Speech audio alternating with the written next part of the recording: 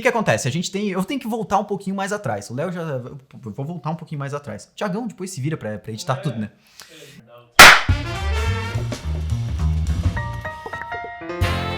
Fala, Dev, beleza? Bem-vindo ao 16º episódio do PR, esse quadro maravilhoso onde eu venho aqui toda quinta-feira tirar várias dúvidas de vocês, que vocês enviam pra gente nos comentários do YouTube. E hoje eu tô feliz pra caramba, eu não sei porquê, talvez é porque eu tô com o Léo aqui. Léo, manda um salve. Parece um dinossauro, cara. E semana passada a gente teve um quadro super especial, na verdade um episódio super especial, onde eu gravei com o mestre grande Mike Brito, o dono do Abraço do Maicão, e foi muito massa esse episódio. Mike, quando você quiser, esteja aqui presente nesse quadro, porque ele também é seu. Bora começar já com a primeira dúvida que foi enviada pra gente. E nós tivemos, na verdade, muitas dúvidas no Code Drops 49. O que era o Code Drops 49? Eram aplicações React do futuro. Eu fiz um vídeo aí, né, porque eu andei estudando sobre muita coisa nos últimos meses, principalmente voltado à UI declarativa, né, que é aquele formato de acoplar meio que o design da aplicação e a estrutura da aplicação junto já na estrutura dela, no HTML. Então, foi coisas assim que meio difícil de entrar, e aí surgiu muita dúvida também. Isso eu acho que é muito legal. A primeira delas foi do Lucas Souza. Ele mandou: curiosidade, quanto tempo de estudo você leva para fazer esses vídeos de coisas novas assim? Já linkando com a pergunta de baixo, que eu acho que vale a pena, porque tem muita relação, que é do Vinícius Benedito.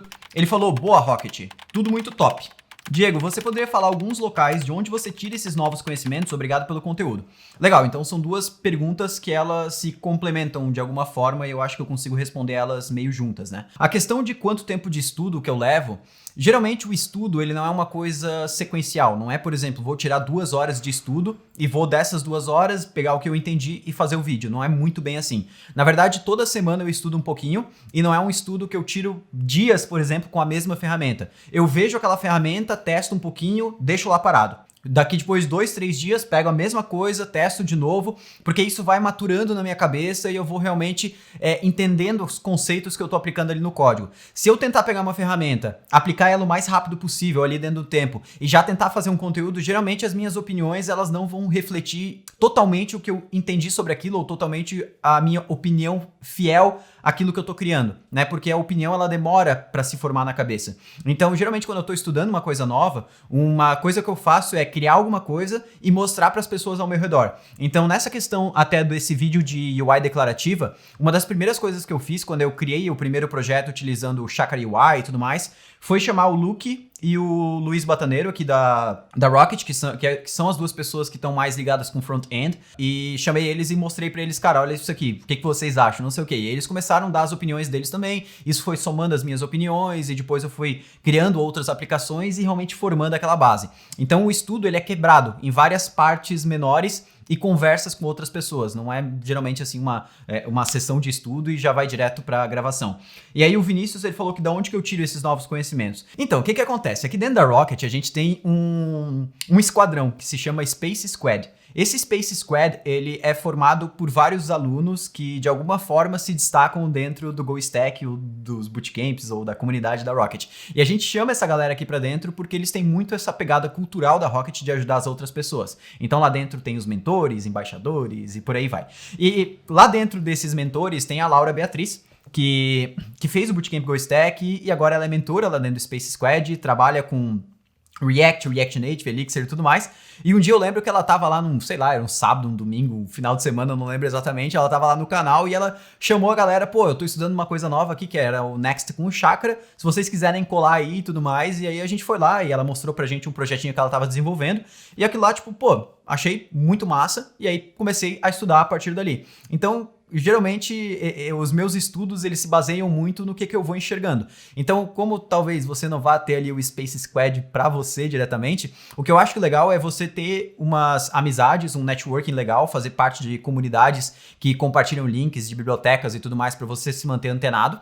Claro, criar os seus próprios projetos também, não só depender dos projetos que as outras pessoas criam. Eu utilizo muito também o Twitter. Eu acho que eu utilizo o Twitter mais da maneira certa, assim, que é tipo seguir as ferramentas e as pessoas que trabalham nas tecnologias que que eu gosto e que eu tô utilizando. Então, geralmente, eles tweetam sobre as atualizações, sobre novas ferramentas e tudo mais, e lá eu consigo também obter muita referência. Então, é mais ou menos assim que eu busco esses conhecimentos, que eu vou atrás dessas libs e depois eu vou realmente botar na prática para formar minha própria opinião. E agora que eu achei que essa primeira e segunda pergunta juntos ia ser rapidinho, mas foi bem demorado. Desculpa, Thiago. A gente vai para mais uma pergunta que foi no mesmo vídeo, nesse do Aplicações React do Futuro, que foi do Wagner Santos. Ele falou: me parece que o Next está se tornando um framework, assim como o Vue, o Angular, etc., para o React. Se eu estiver com um parecer errado, podem me corrigir. Então, Wagner, sim. Na verdade, o Next ele é um framework em cima do React. Então a gente entende o React como uma biblioteca, o Next como um framework em cima do React, assim como existem vários outros frameworks surgindo nessa pegada. Por exemplo, o Redwood, tem o Remix, que é do pessoal lá do React Rotterdam, eu acho que é. E tem também o Blitz, por exemplo, que são frameworks que estão surgindo por volta do React. E eu acho muito legal surgir essas ferramentas em volta desse ecossistema. Só fortalece mais ainda o ecossistema do React, porque a gente não tem outras bibliotecas que fazem a mesma coisa que o React surgindo. E sim frameworks que aproveitam do React, porém melhoram essa ferramenta para conseguir alcançar mais objetivos, né? Para conseguir servir para mais propósitos diferentes. Então, eu acho que é mais ou menos nessa pegada assim. Eu não vou conseguir saber te comparar diretamente com Vue e com Angular, porque não são ferramentas que eu estou estudando muito, mas eu sei que o Angular ele tem mais essa pegada de framework mesmo, assim, né? De acoplar muita coisa. A Google geralmente tem mais essa pegada. Mas o Vue eu acho que ele estaria um pouco mais próximo, assim, de ter essas pontas que tu vai conectando e formando algo maior. Agora, a quarta pergunta, que daí já saiu desse vídeo do Aplicações React do Futuro, que agora a gente vai lá pro último pro último PR que eu fiz com o Maicon, que a gente fala sobre por que a gente migrou pro Linux, fala sobre várias coisas. E o Juca Vericim mandou a seguinte pergunta: Diego, como podemos criar layouts responsivos com React Native? Existe alguma lib que nos auxilia nesse processo de criação?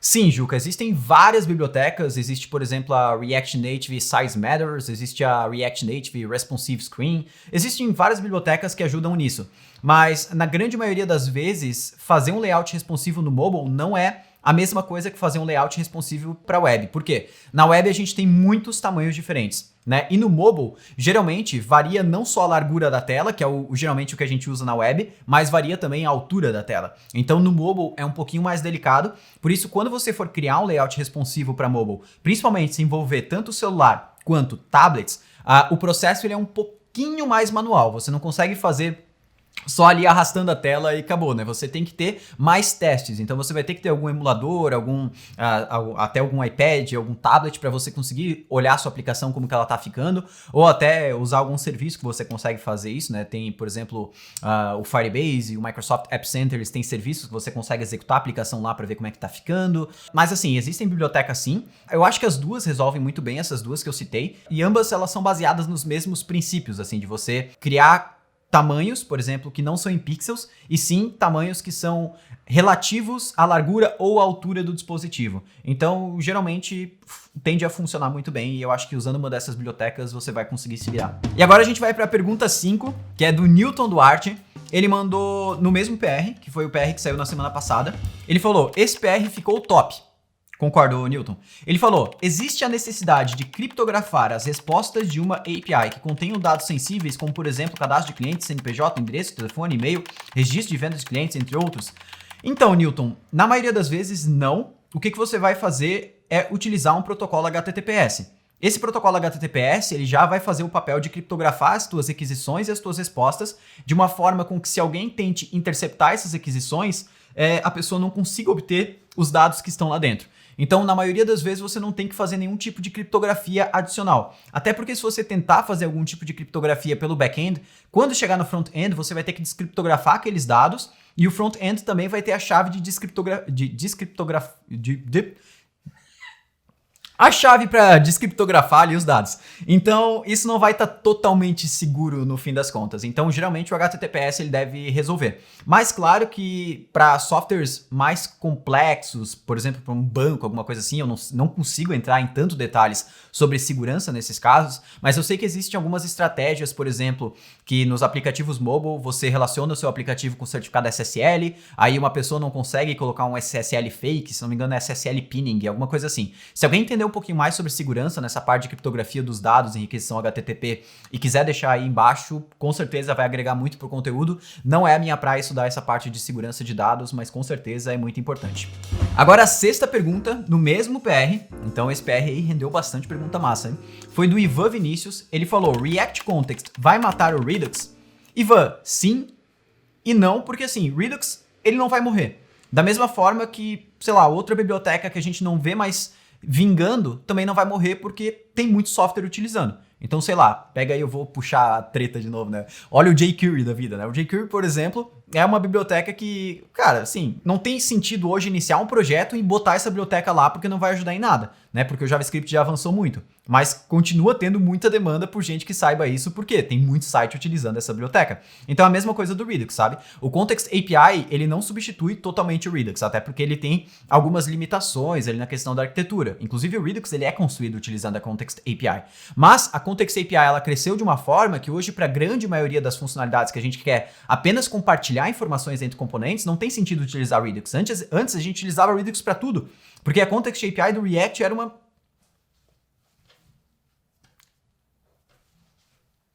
ruim.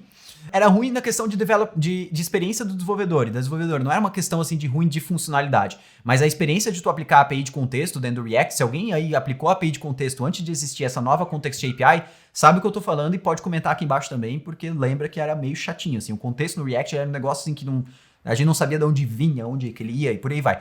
Mas o que eu acho que vai acontecer com o Redux é ele parar de ser tão utilizado em projetos novos. E aí vão botar outras alternativas no lugar. Para eu não ficar aquela pessoa que fala e não dá assim as outras alternativas, eu sou uma pessoa mais prática.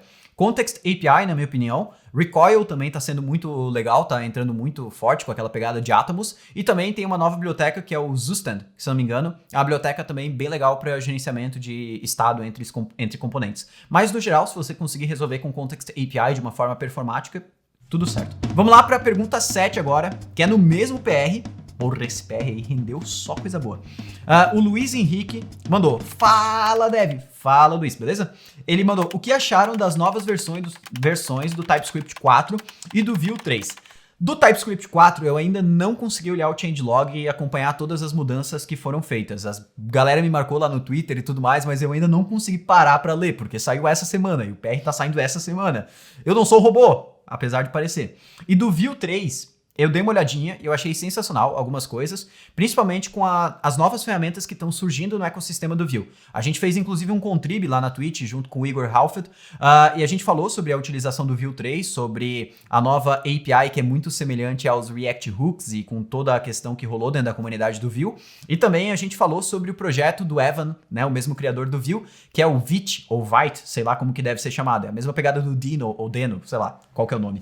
Mas o Vite, ele tem essa pegada de trazer para essas bibliotecas como React, Vue, Angular, que precisam de um processo de transpilação do código, que hoje a gente usa tipo Webpack, Babel e tudo mais, uma pegada mais apenas browser. Então fazer com que o browser consiga entender o código de uma maneira mais nativa, utilizando os ES modules que já estão disponíveis no browser, para a gente conseguir ter uma velocidade de desenvolvimento muito mais rápida e de build também. Ou seja, converter menos ainda o nosso código para um bundle no final. O bundle ele ficar cada vez mais nativo, que o browser consiga entender. Então isso aí tá muito legal e eu vejo outras bibliotecas surgindo nessa mesma pegada, como por exemplo o Snowpack, né? O Snowpack, que é também um substituto para o Webpack, que ele tem essa mesma pegada de utilizar os modules do próprio browser, ao invés de ter o Webpack ali convertendo tudo em um único bundle no final das contas. Então eu gosto muito dessa pegada do Vue e eu acho que a ferramenta tende a crescer muito. Agora a oitava pergunta, que o Kennedy Ribeiro mandou pra gente, também nesse PR. Ele falou, primeiramente, ficou demais essa interação abrangendo mais pontos de vista sobre as perguntas. Massa, Kennedy. Segundamente, para aplicações que envolvem pagamentos via cartão, boleto, etc., utilizando a stack React, React Native e Node, você teria alguma recomendação? E se sim, por que recomenda? Abraço. Kennedy, cara, eu trabalhei muito tempo com e-commerce e com plataforma de pagamento no geral, e hoje eu não consigo te dizer exatamente, utiliza tal plataforma porque vai resolver todos os teus problemas. Não existe isso. Quem sabe, quem trabalha com e-commerce sabe do que eu tô falando. Na verdade, depende muito da negociação, do tipo de produto que você tá vendendo, se é recorrente, se é produto digital, se é produto físico, se vai ser vendido de tal forma, outra forma, se foi negociado daquilo, se vai ser parcelado, se não vai ser parcelado. Tem muita coisa que envolve na hora que você vai escolher a plataforma que você quer utilizar. Então hoje eu não conseguiria te dar exatamente assim, cara, utiliza essa plataforma. Para eu também não ficar nessa questão de fugir da responsa, de responder sobre isso, eu acho que uma plataforma legal, caso você esteja simplesmente questão de... Se você não quer se preocupar muito com a negociação e quer mais simplesmente aceitar pagamento e acabou, o Stripe tá chegando aqui no Brasil agora, né? Então eles têm tanta opção para cartão de crédito e eles estão incluindo também a opção de boleto aqui dentro. Não sei sobre taxas, não sei nada disso, mas eu sei que é uma plataforma que todo mundo que trabalha com programação gosta de utilizar, então quem sabe vale a pena você dar uma olhadinha nisso. Vamos lá para a nona pergunta agora do Eduardo Martins. Ele mandou: ainda tenho algumas dúvidas de quando devo utilizar Redux em minhas aplicações ou quando utilizar hooks mais Context API já suprem as minhas necessidades. Você poderia me dar uma luz sobre o assunto? Eduardo, eu até respondi um pouco sobre isso na última pergunta, que falaram lá sobre Context e Redux e tudo mais, só que eu acho que hoje 90% dos casos, como eu já tinha falado antes, eles não precisam mais utilizar Redux na questão onde você só precisa compartilhar informações entre componentes. Se for um estado que ele é mais global, manuseado por vários componentes e tem regras de negócio envolvidas ali dentro, aí você pode sim utilizar o Redux ou pode utilizar algumas outras bibliotecas, como por exemplo o próprio Recoil ou o Zustand que a gente falou ali, que eu citei na outra resposta. Mas hoje a Context API ela tá muito forte assim para você conseguir utilizar ela para vários casos. Mas ela tem limitações sim, principalmente quando você tem muitos dados dentro do seu contexto e você precisa ter uma granularidade na hora de recuperar esses dados dentro do componente. Então, a partir do momento que um componente ele dá um subscribe para o contexto, né, como um todo, para o teu contexto lá, independente de quanta informação tenha lá dentro, eu não consigo falar para o componente, ó, eu quero que você renderize, consigo com gambiarra, mas de uma forma fácil eu não consigo falar para o componente, ó, eu só quero que você renderize caso tal alteração dentro do contexto mude, né? Então você vai ter que criar muitos mini contextos. Quando você tem, por exemplo, um Redux da vida ou qualquer outra biblioteca de gerenciamento de estado global, você consegue ter mais essa granularidade na hora de filtrar as alterações do estado, né? A hora de observar especificamente uma informação lá dentro do estado. Quando ela mudar, aí sim eu quero que o componente atualize. Então tem essas questões de limitação entre um e outro aí, mas no geral você consegue utilizar a Context API para grande parte dos seus objetivos na sua aplicação. E aí agora a pergunta 10, que foi no vídeo sobre princípio Solid. As últimas 3 perguntas, na verdade, são nesse vídeo de princípio Solid numa API REST. O Daniel Moniz falou: fala Diego, diz-me algo. Quando foi a última vez que você dormiu?